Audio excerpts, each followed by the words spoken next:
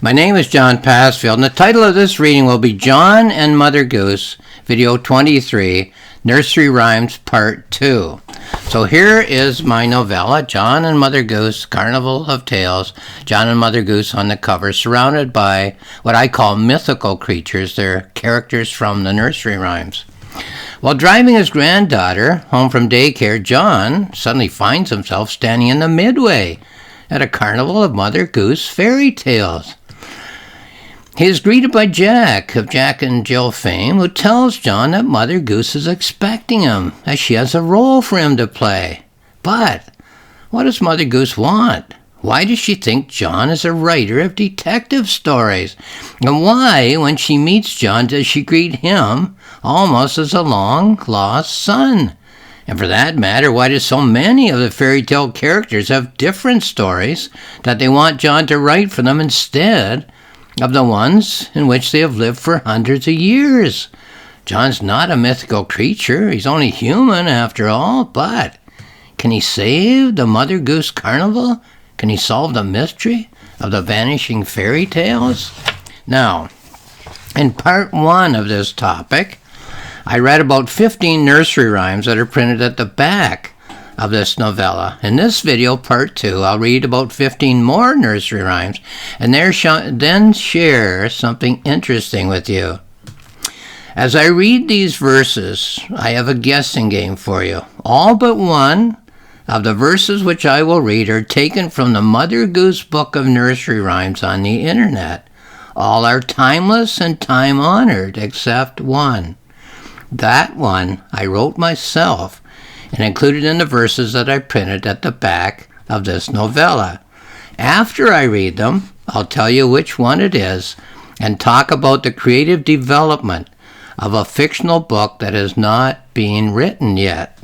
So, let's go to page 91. That's at the back of this novella. And read some nursery rhymes. Okay, Old King Cole is very familiar. Old King Cole was a merry old soul, and a merry old soul was he. He called for his pipe, and he called for his bowl, and he called for his fiddler's tree. That would be a bowl of wine. 1, 2, buckle my shoe. 3, 4, close the door. 5, 6, pick up sticks. 7, 8, lay them straight. 9, 10, a good fat hen. 11, 12, dig and delve. I used to wonder what delve meant, but it means the same thing. Search for, I guess. 13, 14, maids a-courting. 15, 16, maids in the kitchen. 17, 18, maids in waiting. 19, 20, my plate is empty. Well, the rhymes kind of faded away in that one. Pat a cake, baker's man, bake me a cake as fast as you can. Prick it and pat it and mark it with the G and put it in the oven for Teddy and me. Another one, very familiar from my childhood. Peas porridge hot, peas porridge cold, peas porridge in the peas porridge in the pot, 9 days old. Some like it hot, some like it cold, some like it in the pot, 9 days old. Here's another one my granddaughter used to chant. Rain, rain, go away, come again another day. Little Johnny wants to play. Ride a cock horse to Banbury Cross to see a fine lady upon a white horse. Rings on her fingers and bells on her toes. She shall have music wherever she goes. See-saw, Marjorie Daw, Jenny shall have a new master. She shall have but a penny a day because she can't work any faster. So a housemaid, my grandmother, my dad's mother, was a housemaid in East London, England, about 1900 or so. Tom, Tom, the piper's son, stole a pig, and away he run. Simple Simon met a pieman going to the fair. Said Simple Simon to the pieman, let me taste your ware. Said the pieman to Simple Simon, show me first your penny. Said Simple Simon to the pieman, indeed, I have not any. Sing a song of sixpence, a pocket full of rye, 24 blackbirds baked in a pie. When the pie was opened, the birds began to sing. Wasn't that a pretty dish to set before the king? Another one. There was a crooked man, and he went a crooked mile, and he found a crooked sixpence against a crooked stile. He bought a crooked cat, which caught a crooked mouse, and they all lived together in a little crooked house. Here's one of the most familiar ones of all. Roses are red, violets are blue, sugar is sweet, and so are you. That's kind of a Valentine's Day nursery rhyme.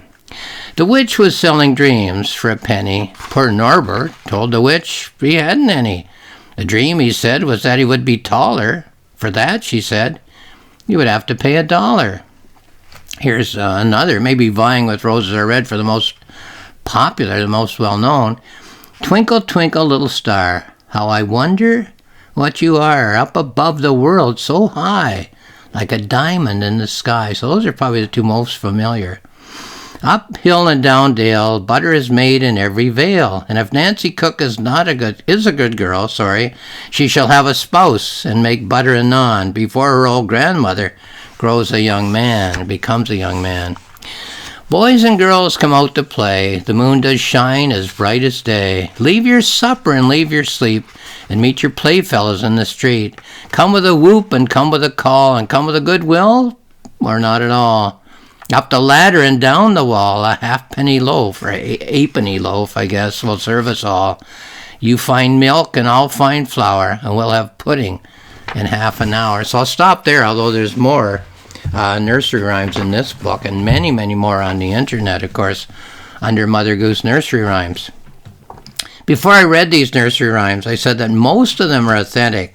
That is to say that they're found in the Mother Goose book of nursery rhymes on the internet and are hundreds or perhaps thousands of years old, that they are timeless and time-honored, and that they have no known writers. The exception, which you might have guessed, is this one on page 100. The witch was selling dreams for a penny. Poor Norbert told the witch he hadn't any. His dream, he said, was to be taller. For that, she said, he would have to pay $1. To go along with the text of this novella, I collected verses from the Mother Goose book on the internet and sent them to my publisher. And when I was correcting the proofs, I realized that I'd repeated a verse. At first, I thought I would look for another one on the internet, but decided instead to write one myself. So the nursery rhyme about Norbert is not time-honored and is not written by an unknown person. It's written by me. When I sent this book to my sister, she guessed correctly which one was not authentic. She said that the clue for her was the mention of $1. And as most of these rhymes are British and certainly European, $1 would not be expected to appear. So, good reasoning, I think. Now, the reason my sister had to guess was something that interested me when I was researching these nursery rhymes for the writing of this novella, John and Mother Goose. I went to the Mother Goose book of nursery rhymes to find nursery rhymes that I was familiar with, but on reading that book, I was amazed not only at how many nursery rhymes there were, many hundreds, but also at how many nursery rhymes I did not know. So, I've often said in these video talks that I'm promoting a book that's not for sale. Obviously, my novels and novellas are for sale, but when I read from one of the books that I post for free on my website, then I'm promoting a book that is not for sale. The point being that if you click on the cover icon on my website, johnpassfield.ca, you can read that book for free. Well, here's another innovation. In this video reading, I'm promoting a book that has not even been written.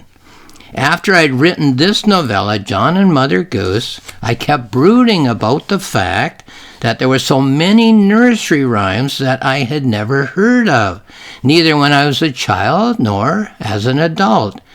So that thought led to an idea for which I now have enough notes that I know I can write another novella. I even have a title and a cover for this future novella, and here they are. So these are the notes. I'll just let you see how thick they are. This is not a book. It's notes for a book. And here, is the cover. I drew a diagram and had my son Craig create a cover. John and the near miss, a handful of uncut diamonds. And there's John, surrounded by creatures who have diamond-shaped bodies. So I'll explain all that as I go on. So, John and the near miss. a handful of uncut diamonds. Perhaps it's better that I don't say a lot about this future novella, but what I will mention is the basic premise. Excuse me. The premise is that many more nursery rhyme characters auditioned for Mother Goose than she chose to put on stage in her Carnival of Tales. These characters, who Mother Goose has decided are not mythical enough, whose verses are not mythical enough, don't have the time-honored and timeless resonance to make their characters be recognizable as mythical.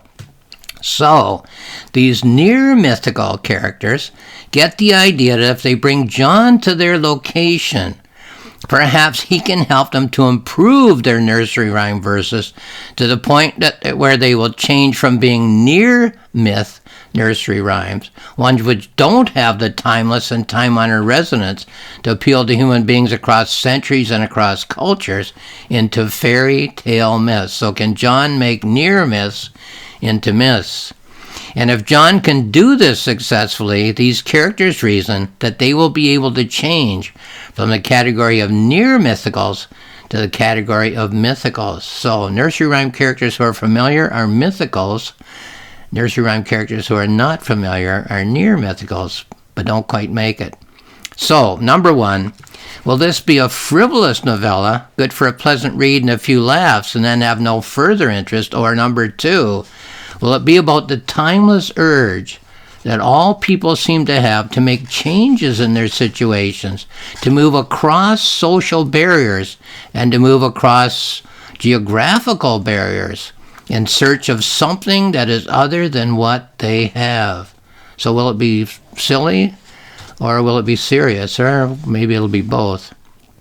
Well, I don't think I'm all that daring in announcing I'm going to write a novella on a certain topic, because I never start to write a novel or novella full-time unless I have enough notes that I know that I have a very solid basis for the writing of the future work of literature.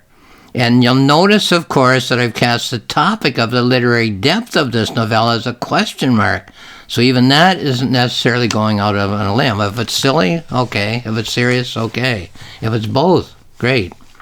This is March of 2024. I plan to start writing this novella full-time next month in April 2024. And perhaps in future, you will find this novella on Amazon and on my publisher's website. You'll find a planning notebook, which is that one, but not finished, and a journal on my website, just as you can do right now with its predecessor, John and Mother Goose, The Carnival Tales. So all I can say at this point is stay tuned. So this has been my novella, John and Mother Goose, The Carnival of Tales. It's found on Amazon. If you're interested in more information, it's found on my publisher's website, roxmillspress.com. For more information on my website, as I've mentioned, I post all my planning notebooks for free access, and I post all my journals, which are reflective journals, for free access. Just go to johnpassfield.ca, click on the cover icon of this or any of my books, any of my planning notebooks or journals, and you'll get to read those books for free. Lastly, I'll say thank you for watching this video.